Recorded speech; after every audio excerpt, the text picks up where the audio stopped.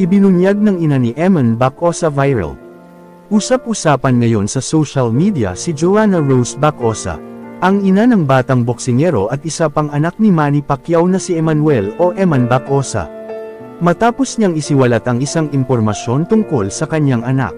Bagay na umantig sa damdamin ng maraming netizens.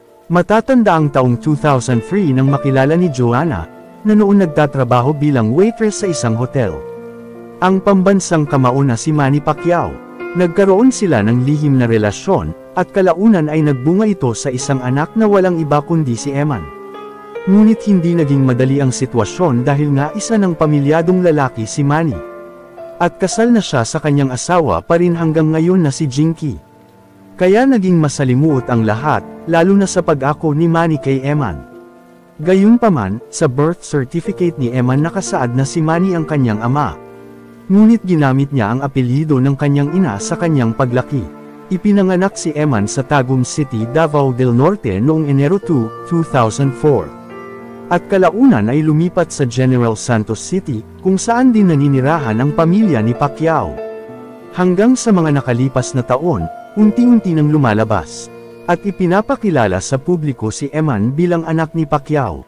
Sa katunayan, kamakailan lang ay ginugulat nila ang publiko nang ipakilala si Eman sa event na Thrilla in Manila 2 sa Araneta Coliseum. Sa nasabing laban noong October 29, pinatunayan ni Eman na hindi siya basta Pacquiao lang. Dahil sa ilalim ng MP promotion ng kanyang ama nasungkit niya ang panalo. Via unanimous decision laban kay Nico Sulado ng Bohol, sa score na 58-55, 58-55 at 60-53. Dahil dito muling umiingay ang pangalan ni Eman sa mundo ng boxing. At marami ang nagsabing tila sumusunod nga ito sa yapak ni Manny. Ngunit alam niyo ba na hindi talaga gusto ng kanyang ina na maging boksingero si Eman? Ayon kay Joanna Bacosa, ayaw niyang pasukin ng anak ang boxing dahil delikado ito. At ayaw niyang malagay sa panganib ang buhay ni Eman. Subalit pangarap daw talaga ni Eman na maging katulad ng kanyang ama. Bata pa lamang ay ipinapakita na nito ang kanyang interes at determinasyon maging boksingero.